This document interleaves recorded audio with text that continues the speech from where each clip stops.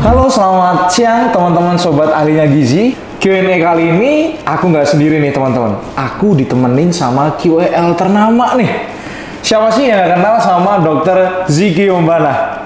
Saya nggak kenal. Halo teman-teman semua, apa kabar? Semoga dalam keadaan sehat ya. Semoga saya bisa memberikan jawaban atas pertanyaan-pertanyaan yang diberikan oleh Mas Bio. Betul. Nah, teman-teman, mungkin ada yang penasaran nih, sebenarnya Dr. Ziki Yombana nih siapa sih? Dr. Ziki Yombana ini, teman-teman, dia adalah dokter spesialis saraf yang berpraktek di beberapa rumah sakit. Tapi beliau juga praktek di klinik nih. Dokter prakteknya di klinik mana nih, Dok? Ada di klinik di daerah Jakarta Selatan, namanya Neurocare, baik klinik pintar. Lokasinya ada di sini nih. Gak ada ya? Nggak di Jalan Wijaya ya? Di Jalan Wijaya, Kebayoran Baru, gampang kok. Itu tinggal searching aja. Oke, teman-teman nih, buat teman-teman nih yang mau nih cek atau konsultasi sistem syarafnya, bisa langsung ke datang ke kliniknya Dr. Ziki ya, teman-teman ya. Silahkan. Oke, nah Dr. Ziki, kali ini kita mau coba ngobrol-ngobrol dikit nih, Dok, tentang stroke. Nah, Dok, sebenarnya teman-teman nih penasaran, Dok. Apa sih stroke itu, Dok? Stroke itu adalah suatu kondisi gangguan neurologi ya, gangguan sistem saraf yang selama ini banyak didengar orang. Cuman nggak banyak yang paham, bener nggak? Bener banget, Dok. Orang banyak tahu stroke apa? Tahu gitu ya. Iya, Dok.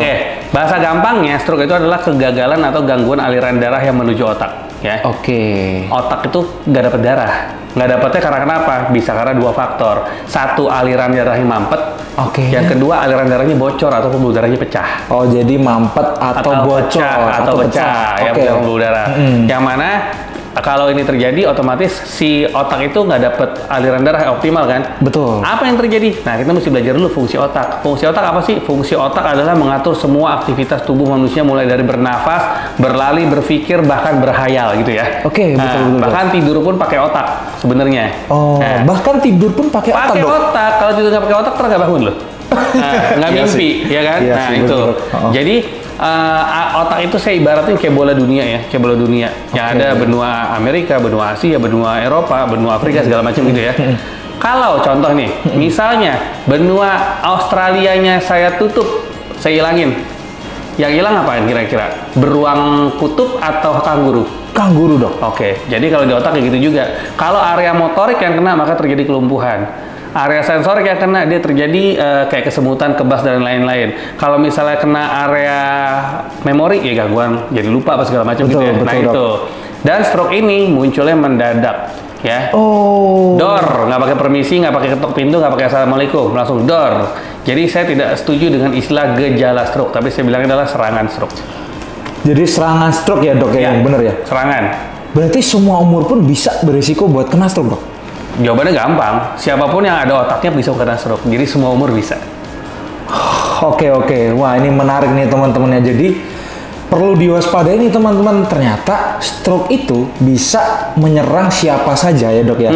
Bahkan usia-usia muda kayak saya pun bisa kena stroke, Dok. Yang lebih muda aja bisa, bayi pun bisa. Bisa.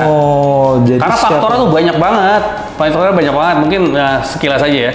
Jadi kan kita ngomong aliran tadi ya. Betul. Aliran darah ya. Betul, Dok. Analoginya kalau kita bicara aliran, kita bicara 3 komponen. 1 pompanya, 2 pipanya, 3 airnya.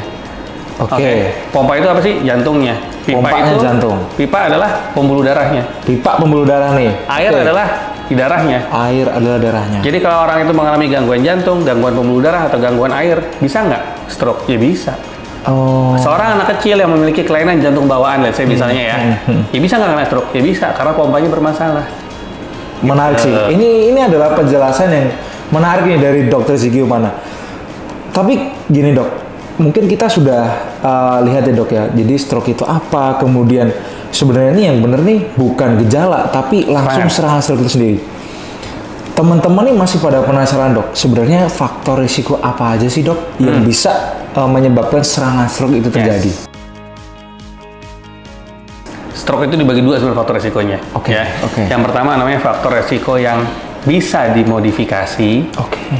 Yang kedua yang tidak bisa dimodifikasi. Yang nggak bisa dimodifikasi, contoh ya, yang nggak bisa nih, yang nggak bisa dimodifikasi. 1, usia.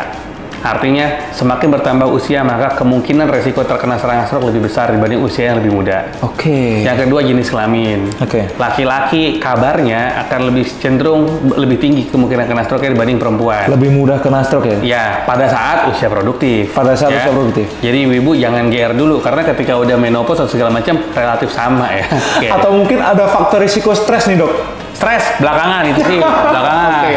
Oke dok. Kemudian yang ketiga adalah faktor dari keluarga, riwayat keluarga atau genetik. Oke. Orang yang memiliki resiko stroke di keluarganya, kemungkinan dia akan kena stroke lebih besar dibanding yang di keluarganya nggak ada cerita stroke. Oh. Kemudian yang keempat adalah orang yang pernah kena stroke sebelumnya. Jadi orang pernah kena stroke, kemungkinan kena stroke ulang lebih besar. Itu adalah faktor resiko yang tidak bisa dimodifikasi. Itu adalah faktor-faktor yang tidak bisa dimodifikasi. Iya, artinya nggak mungkin dong. Saya lahir sebagai laki-laki tiba-tiba, biar gue nggak kena stroke, gue mau jadi cewek aja nggak bisa kan? Seperti yang berkembang saat ini ya. Jadi bisa dikatakan agak semi-semi takdir lah ya kalau yang ini ya. Betul. Nah, yang paling banyak adalah sebenarnya yang bisa dimodifikasi.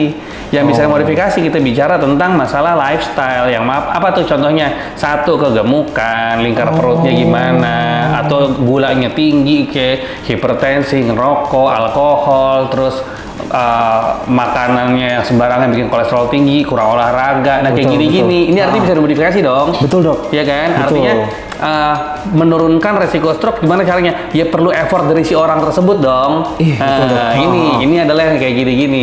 Jadi penyebab-penyebab inilah yang bisa menyebabkan stroke. Apalagi kalau join, dia udah faktor resiko yang bisa dimodifikasinya banyak. Di keluarga ada. Jadi deh kemungkinan gitu. Wah, jadi begitu ya teman-teman ya. Cukup banyak faktor risiko yang bisa menyebabkan serangan stroke itu terjadi. Tetapi secara sederhana itu bisa dibagi ke dalam dua kategori. Yang bisa dimodifikasi dan tidak bisa dimodifikasi. Yes. Yang tidak bisa dimodifikasi itu mungkin terkait gender, kemudian riwayat keluarga atau faktor genetik. Dan yang bisa dimodifikasi itu adalah lifestyle ya dok ya? Yes, lifestyle. Jadi memang penting sekali untuk menjaga pola hidup sehat supaya terhindar dari stroke, bukan begitu dok? Ya banget, karena penyebab paling banyak di lifestyle tadi kan. Oke. Nah dok, saya jadi tertarik nih. Kalau misalnya nih buat teman-teman nih, mungkin anggota keluarganya nih sudah kena stroke, ya memang ketika faktor yang bisa kita modifikasi itu sudah tidak bisa kita